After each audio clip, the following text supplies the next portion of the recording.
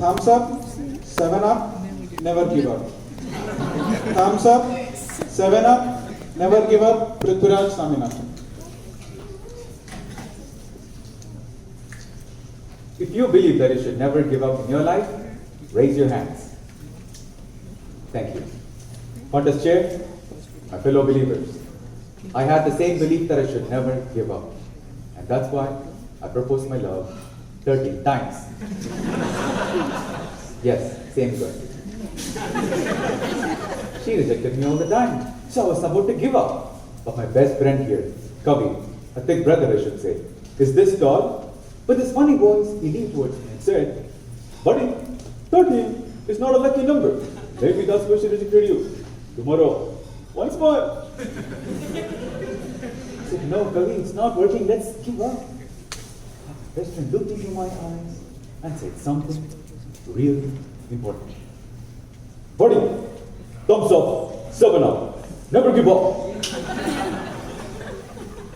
Sub 7 up? Whatever, Kavi, one last try. Next time morning, college corridor, she was walking towards me and I said, "Excuse me." Before I start, she smiled at me. First time, I was surprised. She said, "Hey, I am getting married." Married? When? Who? I slowly looked towards Kavi and I showed him, "Marriage, what should I do now?" Kavi looked towards me and he said, "Continue."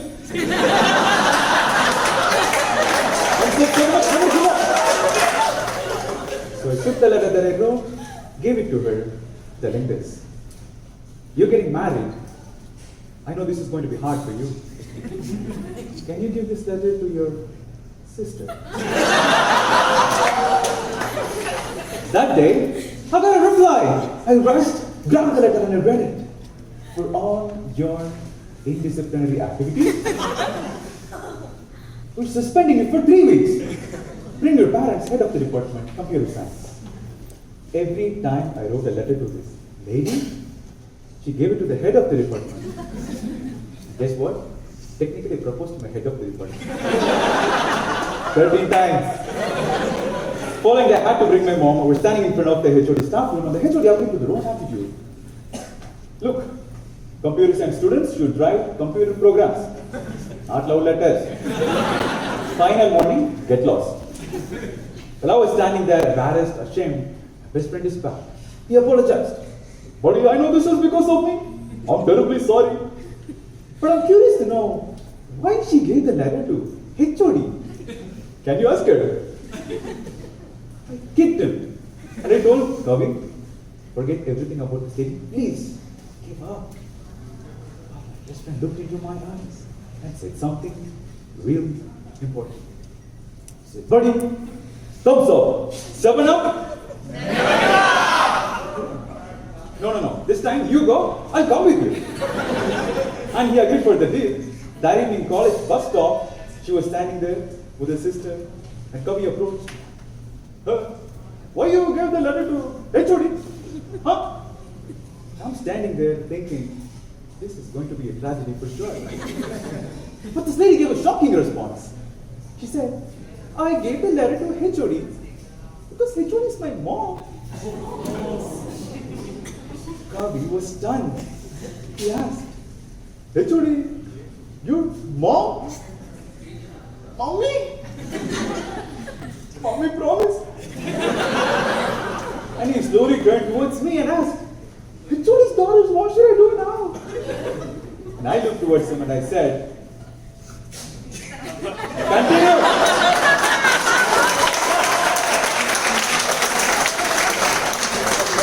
What I thought to be a tragedy turned out to be a comedy. From then on, all 4 of us became the best friends and we had the best time of our college days, which didn't last for a long time. Our HOD got to know about our relationship and that became a terrible conflict. Like in every relationship, when we wanted to handle our conflicts, egos started showing up. We had fights over phone, texts, arguments, disagreements, and at one point I said, "Let's stop talking." Talked for a week, for a month, lasted for the whole year. Imagine, we sit in the same class, we see each other eye to eye, but we don't want to give up our ego.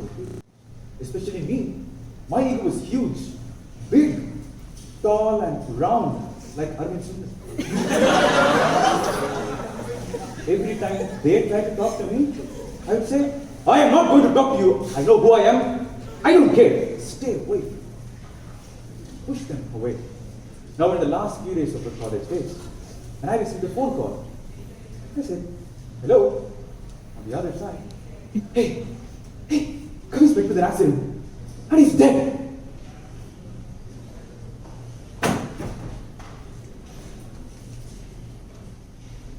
The whole world was frozen. Not even stop my bike. I managed to stop. I was riding like a mad man. I saw the bus stop. Tears started rolling down my eyes.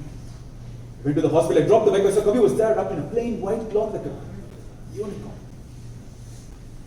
Touched his hand. Kavi, sorry. Cried the whole week. I realized I had to give up my ego because I learned a lesson that costs life. Can I ask you a question?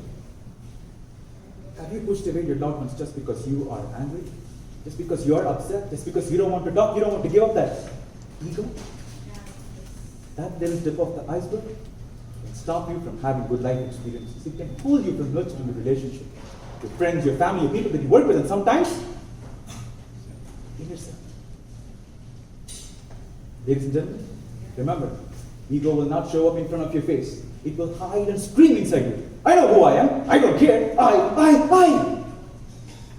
Every time you say I, ego grows. In the moment you transform this I into we, let go of ego.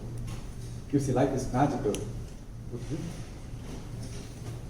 Ladies and gentlemen, let me look into your eyes. See something really important. Thumbs up, 7 up. It's okay to give up.